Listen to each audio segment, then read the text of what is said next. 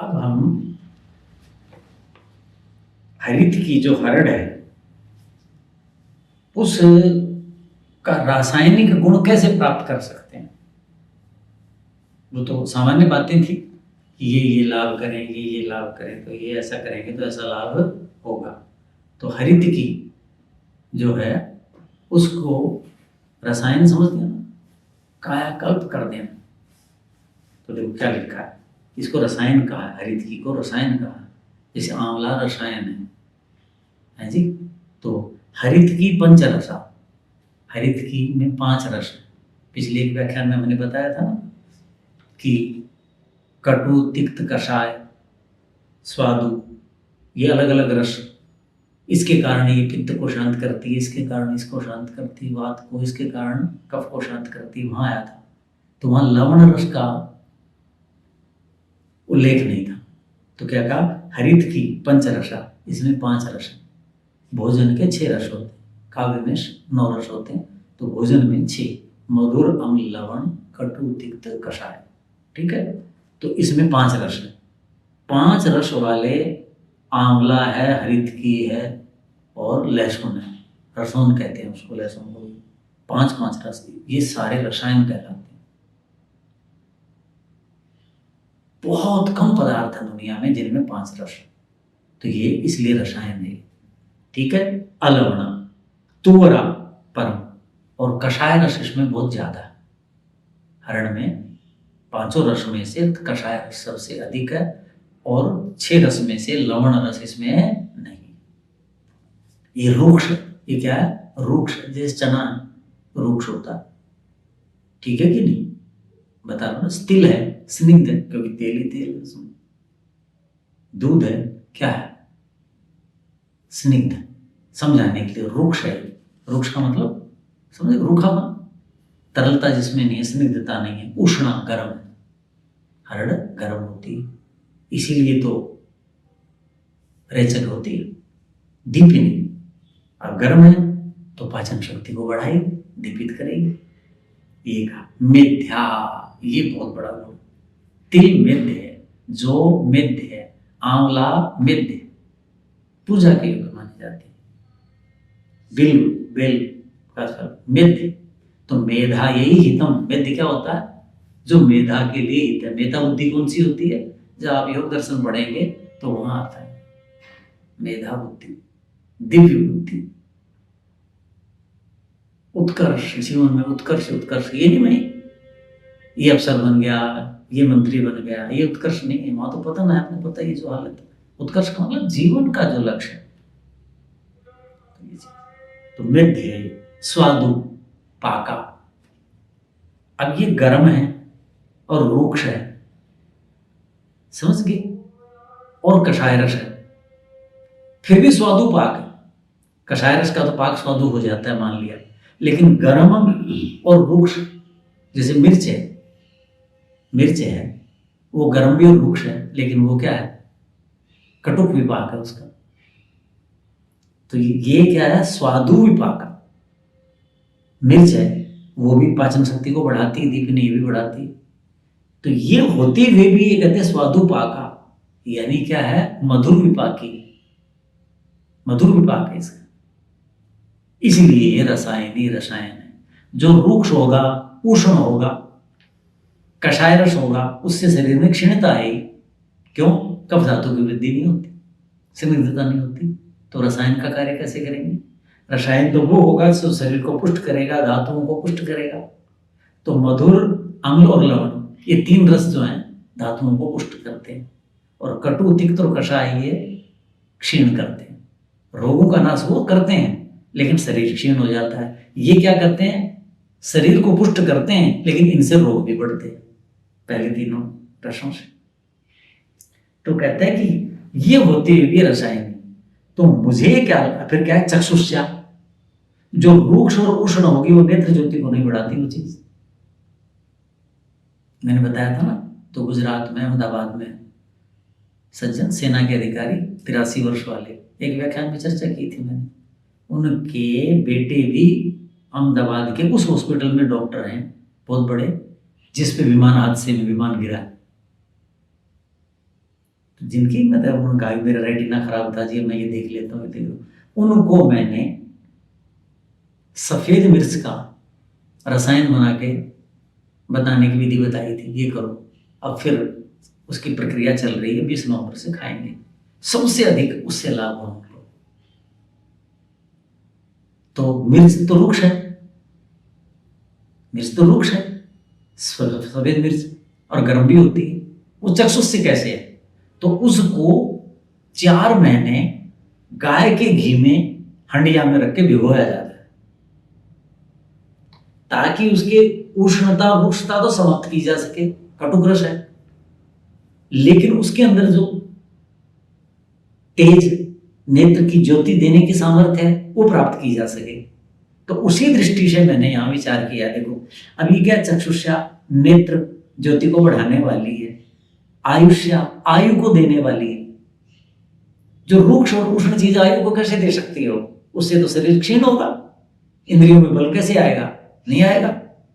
और फिर क्या कहा? बृहन्ननी, बृहन्नन द्रव्य वो कहलाते हैं जो 7 धातुओं को पुष्ट करते हैं। बृहन्नन द्रव्य क्या कहलाते हैं? जो 7 धातुओं को पुष्ट करते हैं। तो वो सामान्यतया दूध है, घी है, इनको कहते हैं बृहन्नन द्रव्य।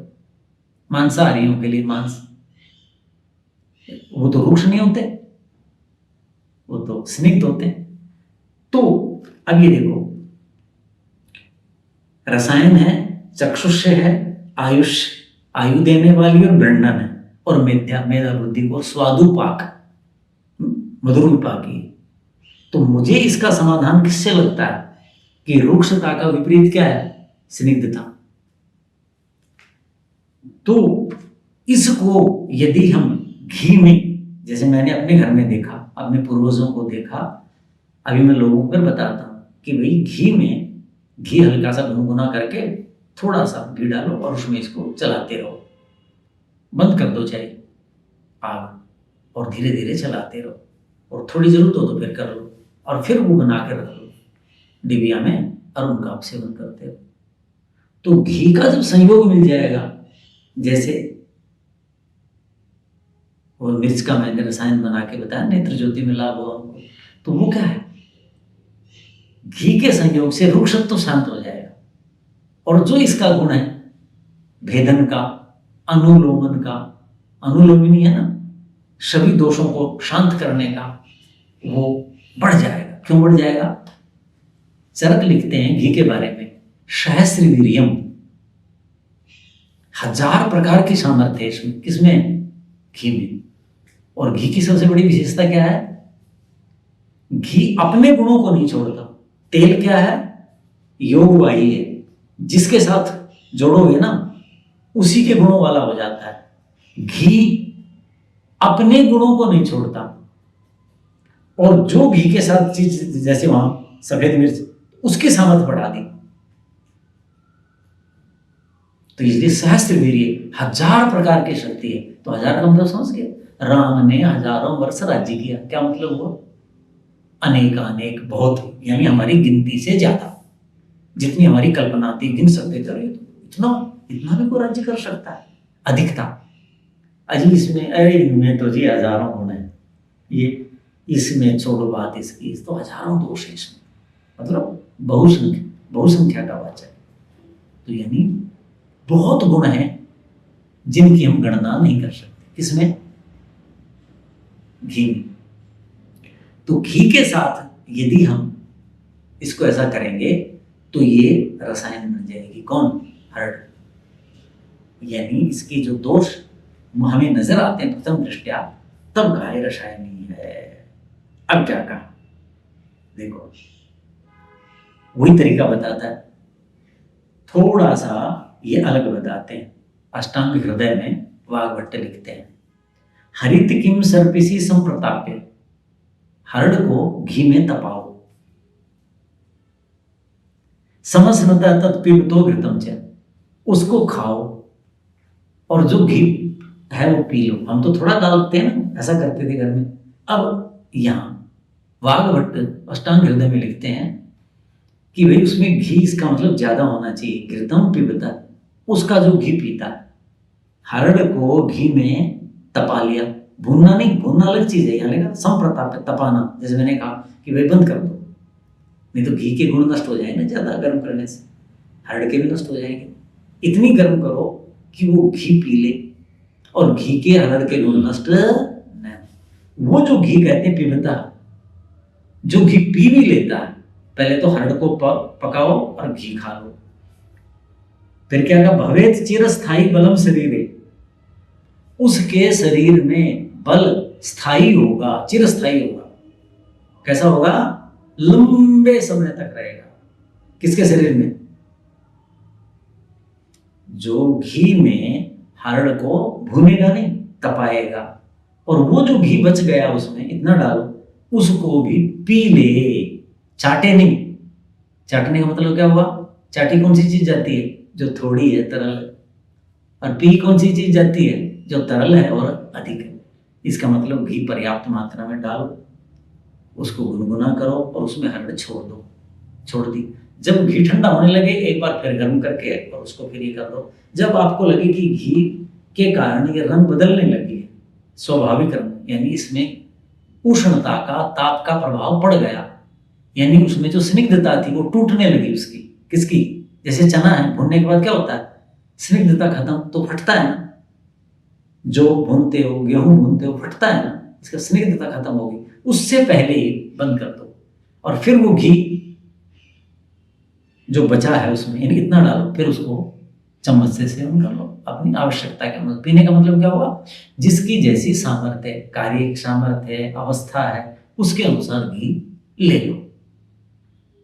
तो आप कैसे, रोज तो ये कर नहीं सकते, तो एक बार भून लो, तपा लो, तो हरड़ अलग निकाल के एक बर्तन में रख लो और घी अलग रख लो। रोज नहीं तो सप्ताह में 3 बार ले लो, एक दिन छोड़ के ले लो, सप्ताह में 2 बार ले लो, हरड़ नियमित रूप से ले लो। तो कहते हैं ऐसा जो करता है, भवेत चिरस्थायी बलम शरीरे, उसके शरीर में बल होता है, चिरस्थायी, लंबे समय तक बना रहता है। जब आपने हरड़ खानी छोड़ दी, घी पीना छोड़ भी दिया, लंबे समय तक रहेगा। जैसे कुछ लोग मिलते हैं ना समाज में, क्या कहेंगे, बोलो हमारे छोटे भाई प्राचार्य रहे हैं, तो बताया करते हैं कि गणित भी था उनके पास, बाद में संस्कृत पढ़ाया, प्रिंसिपल बन गए। तो कोई चीज होती तो वो तुरंत बता देते, यहाँ वो कहते उनको, बोले भाई, वो कहते, बोले सर आपको सारी चीज याद कैसी है, बोले भाई गाय का घी खा रखा, गाय का दूध पी रखा। बोले मैं ऐसे करता हूँ सबको, क्योंकि सदा गाय रखे, देसी गाय। अब वो प्रभाव किसका है ये अलग है, लेकिन मन में क्या थे कि बचपन से मुझे गाय का घी, दूध, दही खिलाया गया। तो बोले मैं तो सीधा कहता, भाई गाय का घी खा रखा हमने, गाय का दूध पी रखा, क्यों नहीं याद रहे। बोले मैं तो भाई साहब ऐसे बताता हूँ सबको। चीज ही तो कभी कब खाया होगा, लेकिन प्रभाव है ना। और मानसिक रूप से भी, कि क्यों, गाय के गुण सुने हुए हैं, बड़ों से सुने हुए हैं, गाय का दूध पियो बुद्धि अच्छी हो जाएगी, पढ़ाई अच्छी आएगी, सुना हुआ है, तो मानते हैं। सारे सब व्यक्ति परीक्षण थोड़ी किया करते हैं, पूर्वजों ने कर रखा होगा परीक्षण, ऋषि मुनियों ने बस कर रहे। तो वही चीज है, चिरस्थायी तो कब खाया होगा, अब भी खाते हैं, लेकिन बचपन में किया हुआ है, जब बुद्धि का निर्माण हुआ, भाई उस समय स्मृति बनी। अब तो क्षरण हो रहा है ना, तब तो भूल जाना चाहिए। तो कहते नहीं भाई ऐसा नहीं, ऐसा कर रखा है। तो कहते हैं ये शरीरे बलम, शरीर में बल। शरीर में बल का मतलब क्या हुआ, कि किसी को ऐसा घुसा मारे, ये ताकत ना। बल का मतलब है जिस अंग में, जिस इंद्रिय में, जिस अवस्था में जैसी सामर्थ्य होनी चाहिए वो सामर्थ्य बनी रहे, चिरस्थायी। नहीं तो क्या होता है, आंख जवाब देगी, किसी के घुटने जवाब दे गए, किसी के और कोई अंग खराब, किडनी खराब हो गई, लीवर खराब हो रहे हैं हम लोगों, और हृदय वाला तो मामला ही बिल्कुल ही खराब हो गया। पैंक्रियाज वाली तो भारत में बाढ़ आई हुई। तो ये क्या चीजें, तो यहाँ स्थायी बल का मतलब क्या हुआ, कि यदि आप हरड़ का सेवन करेंगे, घी में भून कर घी भी सेवन करेंगे, उस घी का तो क्या होगा, आपके शरीर में स्थायी बल रहेगा। बल का मतलब सामर्थ्य। शरीर में, शरीर का मतलब एक एक अंग में, एक एक इंद्रिय में सामर्थ्य, जो ग्रहण करने वाले हैं या जो छोड़ने वाले हैं, सब में सामर्थ्य। कैसे? बहुत बढ़िया उदाहरण देके समझाया वाग्भट ने। क्या कहते हैं? सकृत कृतम साधु यथा कृतज्ञ। जैसे कोई साधु व्यक्ति, साधु का मतलब लाल कपड़े वाला नहीं होता, समझ रहे हो? भारत में साधु जो बन जाता था उसको लाल कपड़े दिए जाते थे कि ये व्यक्ति साधु है। लाल कपड़े से साधु नहीं होता। कोई आतंकवादी सेना की वर्दी पहन ले तो सैनिक हो गया क्या? वो देश का रक्षक हो गया क्या? देश पे जान देने वाला हो गया क्या? अब बहुत बुरी स्थिति लाल कपड़े की, क्योंकि लाल कपड़े में जिम्मेवारियां कोई नहीं है, गृहस्थ की तरह है। और बस गृहस्थ से ज्यादा राजाओं की तरह महाराज हैं, ज्यादातर महाराज हैं, सब अपने आगे महाराज लिखवाते हैं। महाराज कौन होता है? महाश्च सब राजा, जो राजाओं का भी राजा, वो महाराज हुआ करता है, चक्रवर्ती राजा। साधु राजा बनना चाहेगा कभी? साधु तो वो होता है जो सब कुछ छोड़ दे और अथाह संपत्तियां, अरबों की संपत्तियां लिए। कैसे साधु हो सकते हैं? तो साधु क्या होता है? साधु, समझ गए, एक गुण का नाम है मानव का। वो गुण जो मनुष्य को संसार से ऊपर उठाए, उसको लाल कपड़ा दिया जाता था कि भाई ये व्यक्ति साधु है, लो इसको ये वर्दी पहरा दो, तो पहचान होगी ना लोगों को। हर व्यक्ति तो पहचान नहीं सकता कि साधु कैसे है। नई जगह गया तो लाल कपड़े से लोग मान लेते भी लाल कपड़े पहरे हुए हैं, इनको दीक्षा दी हुई, इसका मतलब साधु है। साधु गुण का नाम है। और वो गुण जिसमें आ जाए, जैसे स्कूल में जो बच्चा पढ़ता है उसकी वर्दी दे दी, कहाँ वहां का विद्यार्थी है, हर बच्चे को वो वर्दी पहनने का अधिकार नहीं है ना। तो साधु का मतलब समझ गए कि जो मन वचन कर्म से जिसके सत्य है, परोपकार ही जिसके जीवन का लक्ष्य है, मैं सबसे अंत में, सब मेरे से पहले, समझ गए, जो करूंगा सबके लिए करूंगा। तो कहते हैं जो साधु व्यक्ति है, कहते हैं उनके साथ कोई उपकार कर दो, आप बोलो, भला कर दो। कोई भूलता है? कभी नहीं भूलता। और गंदा आदमी भूल जाता है, उसको कहते हैं कृतघ्न।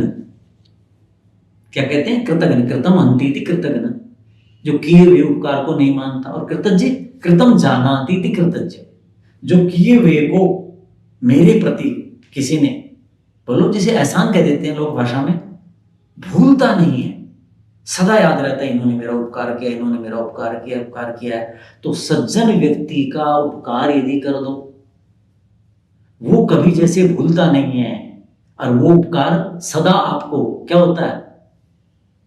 फल देता है, सदा फल देता है। ऐसे ही ये जो हरण है, ये जो घृत है, ये पूरे जीवन भर आपको ऐसे लाभ देता है। ओम शांति।